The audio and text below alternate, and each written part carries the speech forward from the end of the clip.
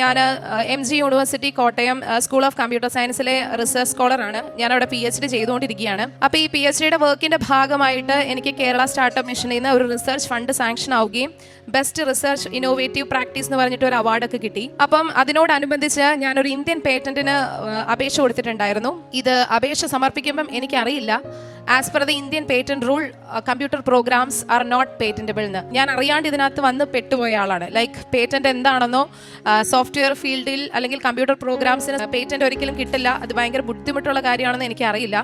But unfortunate ആയിട്ട് ഞാൻ patent file ചെയ്തു. ഈ ഒരു പ്രോസസ്സ് സ്റ്റാർട്ട് ചെയ്ത് ഇതിന്റെ പല ഹിയറിങ്ങും ഡോക്യുമെന്റേഷനും ഒക്കെ കഴിഞ്ഞപ്പോൾ എനിക്ക് മനസ്സിലായി, ഇന്ത്യയിൽ ആകെപ്പാടെ 4 ടോപ്പ് മോസ്റ്റ് കമ്പനീസിന് മാത്രമേ സോഫ്റ്റ്വെയറിൽ കംപ്ലീറ്റ്ലി സോഫ്റ്റ്വെയർ അല്ലെങ്കിൽ കമ്പ്യൂട്ടർ പ്രോഗ്രാം ബേസ്ഡ് പേറ്റന്റ്സ് കിട്ടിയിട്ടുള്ളൂ.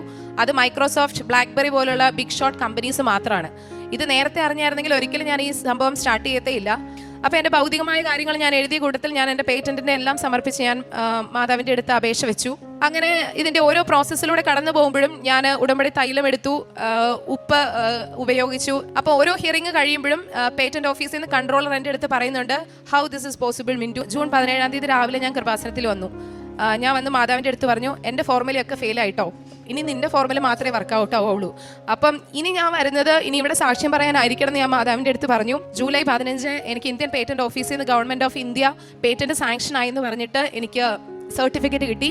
അതായത് ഇന്ത്യയിൽ 5ാമത്തെ കംപ്ലീറ്റ്ലി സോഫ്റ്റ്വെയർ ഡിപ്പെൻഡന്റ് പേറ്റന്റ് ആണ്. MG യൂണിവേഴ്സിറ്റിയുടെ ചരിത്രത്തിൽ സ്കൂൾ ഓഫ് കമ്പ്യൂട്ടർ സയൻസിൽ നിന്ന് കമ്പ്യൂട്ടർ സയൻസിൽ കിട്ടുന്ന ഏറ്റവും ആദ്യത്തെ പേറ്റന്റ് ആണ്. അങ്ങനെ ഒരു ചരിത്രമായി മാറാൻ മാതാവിന്റെ മധ്യസ്ഥതയിൽ എനിക്ക് ഈശോ വലിയ അനുഗ്രഹം നൽകി എന്നെ അനുഗ്രഹിച്ചു.